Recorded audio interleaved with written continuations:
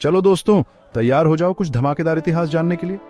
आज मैं ऐसे भारतीय योद्धाओं की कहानियां बताऊंगा जिन्होंने बहुत बहादुरी दिखाई, लेकिन इतिहास की किताबों में उनका नाम नहीं है।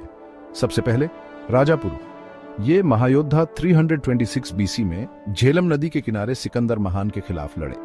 कम सैनिक होने के बावजूद उन्होंने इतनी बहादुरी से लड़ाई की कि सिकंदर इतना प्रभावित हुआ कि उसने पुरु को उसका राज्य वापस दे दिया। ये हुई ना बात। अब बात करते हैं वीर राजा बलिहार राय की। 16वीं सदी के गोंड राजा जिन्होंने अपनी जनजातियों को संगठित किया और मुगलों के खिलाफ डटकर मुकाबला किया।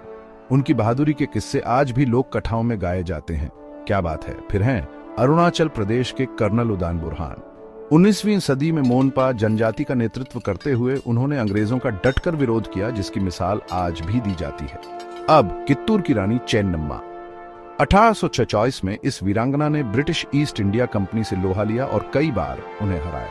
उनकी बहादुरी महिलाओं के लिए प्रेरणा है, और कश्मीर के ललितादित्य मुक्तपिड़ को कैसे भूल सकते हैं। 8वीं सदी के इस शासक ने उत्तर भारत को तुर्कों और अरबों से बचाया, फिर भी उनका नाम इतिहास में कम ही सुना जाता है।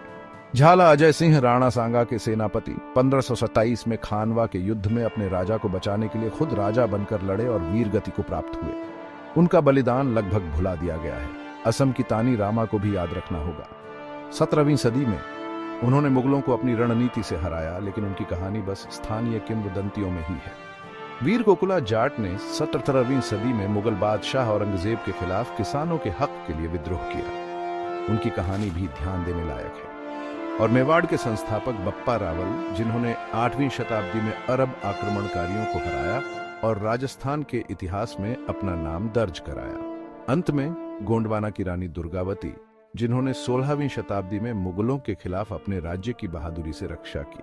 उनकी कहानी सर्वोच्च बलिदान की कहानी है। ये योद्धा हमें सिखाते हैं कि सच्ची बहादुरी और देशभक्ति हमेशा याद रहती है, भले ही इतिहास उन्हें पूरा श्रेय न दे।